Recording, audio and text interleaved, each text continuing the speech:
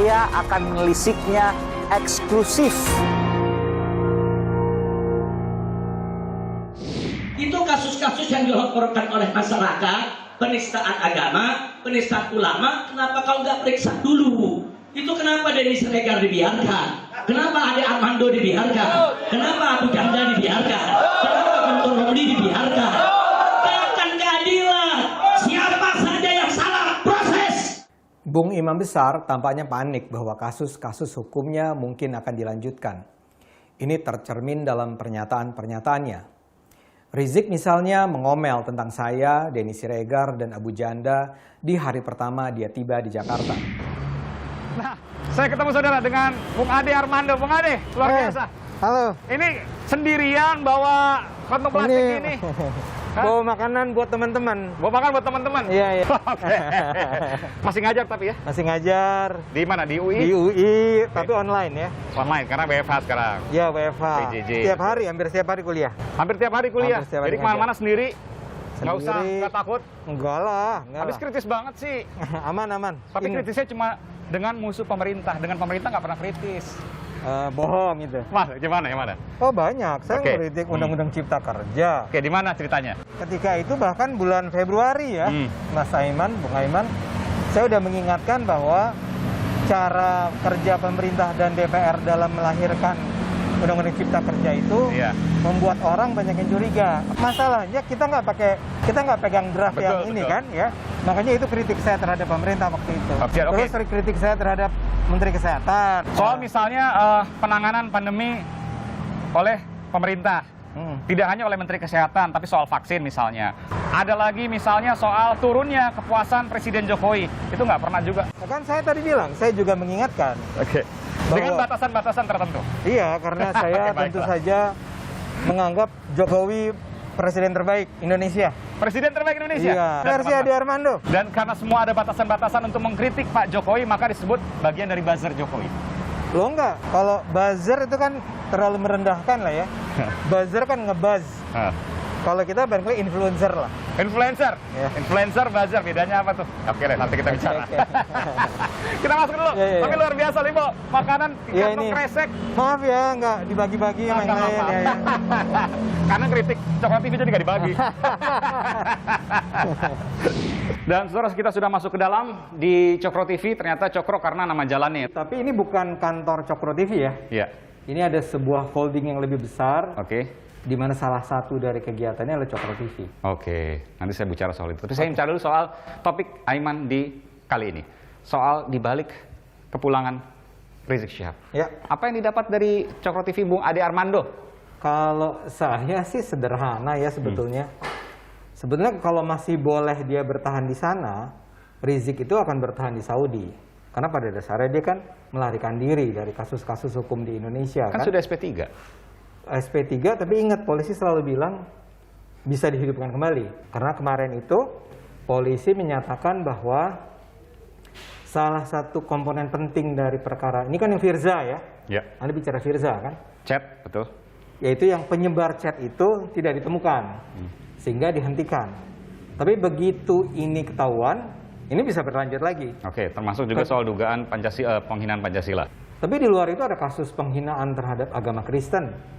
Itu masih penyelidikan semua. Dua yang sudah tersangka di SP3. Artinya memang masih kemudian berjalan. Masih berjalan. Tapi belum tentu sekarang juga. Henry Yosodiningrat sudah mengajukannya lagi. Iya. Ya. Belum kasus-kasus lain tentu saja. Hindu dan Sunda dan seterusnya. Meskipun Habib Rizik juga mengatakan bahwa kenapa kemudian dia yang selalu dikejar-kejar. Bung Ade Armando, Bung Denny Siregar, Abu Janda, itu nggak pernah diproses. Iya, itu salah sekali Rizik. Anda sendiri barangkali tahu, teman-teman wartawan juga tahu. Berulang kali saya dipanggil ke polisi untuk menjawab pertanyaan-pertanyaan polisi mengenai kasus-kasus tersebut. Dan kan? faktanya tidak satu pun kemudian proses itu dilanjutkan sampai ke pengadilan. Iya, karena polisi rupanya menganggap memang tidak ada perkara yang cukup untuk dilanjutkan ke pengadilan kan. Nah, tapi beda saya dengan Rizik adalah saya tidak kabur, Man. Oke. Saya tidak lari. Sementara Rizik itu kenapa kasusnya tidak dilanjutkan? Karena dia kabur. Dan itu memalukan sebagai seorang imam besar. Kalau dia memang tidak bersalah, kenapa dia takut? Dan faktanya memang Bung Ade Armando memang pendukung Pak Jokowi, dan fakta kemudian Bung Ade Armando dan kawan-kawan tidak pernah kemudian diproses tuntas. Ya. Itu yang kemudian menjadi pertimbangan polisi, kita tidak tahu. Demikian juga dengan SP3 Rizik Syihab. Tapi saya ingin tahu, dari ini semua apa sih yang menjadi latar belakang kok Habib Rizik pulang ke Indonesia? Adakah sesuatu yang kemudian hendak dilakukan, misalnya versi Ade Armando? Tapi sebelum jawab itu, saya mau keliling dikit, boleh nggak? Boleh. Mau lihat Cokro TV ya? Iya. Oke, luar biasa. Ini adalah ruangan Masuk ya? redaksi. Mas. Ya. Ini ruangan redaksi. Ini adalah 2 produser kami. Ini ruangan yang lain, unit-unit yang lain yang terlepas dari Cokro TV. Terlepas dari Cokro TV. Meskipun ada satu kelompok juga, Bung Mu'anas Alaidit, satu ideologi. Ya, satu Influencer maksudnya. Satu grup. Itu kantor lawyer dia. Iya. Kita ke atas ya, Bang Ade. Silahkan. Ya, kita sedang menuju studio. Ya, studionya kecil, jangan bayangkan dibandingkan dengan Kompas TV ya. Ruang editing ya. Ini ruang editing. Oke. Ini beberapa teman sedang mengedit. Siap. Halo. Hai Mas. Ini ruang studio sekecil ini. Oke, ini pakai green screen semua, layar hijau. Wah, kamera 2. Oke, kameranya 2 ini ya. Dan semua isinya influencer. Influencer apa? Ada yang mengkritik Jokowi, tapi ada batasan-batasan. Iya. Kita pada dasarnya mendukung demokratisasi, hak asasi, pluralisme yang terutama juga. Dan kita berusaha melawan kelompok-kelompok intoleran, kelompok-kelompok anti keberagaman, kelompok-kelompok yang menindas minoritas, kelompok-kelompok yang membahayakan demokrasi. Di versi mata Cokro TV. Dan akibatnya orang yang masuk dalam kategori itu kebetulan lazimnya berseberangan dengan Jokowi. Oh gitu? Sehingga mereka kita serang. Kita kritik tepatnya, bukan serang lah. Kita bicara soal ketika ia sudah pulang saat ini, apa yang kemudian jadi tantangan bagi Bung Ade Armando, Bung Denny Siregar, atau mungkin juga kelompok-kelompok yang berseberangan dengan Rizik Syihab? Buat saya sih yang penting gini, kita orang semacam Rizik Syihab itu jangan terus menyebarkan kebencian, kebohongan terhadap minoritas, terhadap pemerintah. Ya kalau dia punya argumen untuk mengkritik pemerintah ya silahkan. Tapi kalau belum apa-apa langsung nuduh seperti yang sekarang dia lakukan nih, bahwa saya, Denny, dan Abu Janda itu dilindungi oleh pemerintah, ya itu kan omong kosong namanya. Dan saya percaya bahwa aparat penegak hukum cukup punya data yang bisa ditindaklanjuti untuk kemudian membawa dia ke jalur pengadilan. Bagaimana Bung Ade Armando melihat tadi karena bicara soal hukum harus dibawa ke pengadilan Rizik Syihab, tapi kemudian hasil Litbang Kompas mengatakan bahwa salah satu yang menjadi perhatian utama di pemerintahan Jokowi yang harus dikritik adalah penegakan hukum yang berkeadilan. Dianggap belum berkeadilan penegakan hukumnya. Kalau publik menganggap itu ya itu harus didengar oleh pemerintah. Tapi kan orang yang bersalah tetap harus dibawa ke pengadilan. Nah, Rizik Syihab ini sudah 3 tahun lah ya melarikan diri dari Indonesia, lepas dari penyelidikan. Sekarang saatnya dia kembali untuk secara jantan berani menghadapi jalur hukum, jalur pengadilan.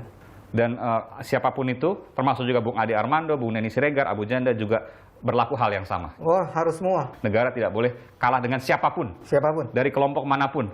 Apakah itu yang mengkritik ataukah yang mendukung. Semua harus berlaku sama di mata hukum, itu menjadi penting. Terima kasih Bung Ade Armando, salah satu pengelola dan host di Cokro TV yang juga merupakan influencer tadi, bukan buzzer. Dan bedanya gini, kalau Anda tanya, buzzer itu cuma menggaungkan kan. Ya.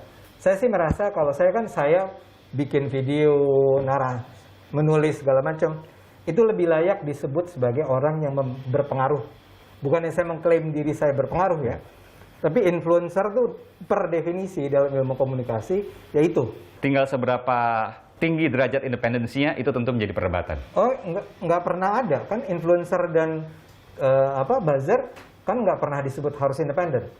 Boleh berpihak ke sana, boleh berpihak sini. Boleh dibayar bahkan. Boleh dibayar bahkan. Iya, biasa kan itu. Iya. Di seluruh dunia itu terjadi. Baik, terima kasih Bung Ade Armando. Sukses, sehat selalu. Kedatangan Habib Rizik ke Indonesia oleh sebagian kalangan dianggap sebagai agenda politik. Anda setuju dengan itu? Ya, sangat setuju. Kenapa? Buktinya satu, penyambutan yang cukup luar biasa untuk merawat stamina gerakan politiknya. Merawat stamina, betul. Saya akan menelisiknya eksklusif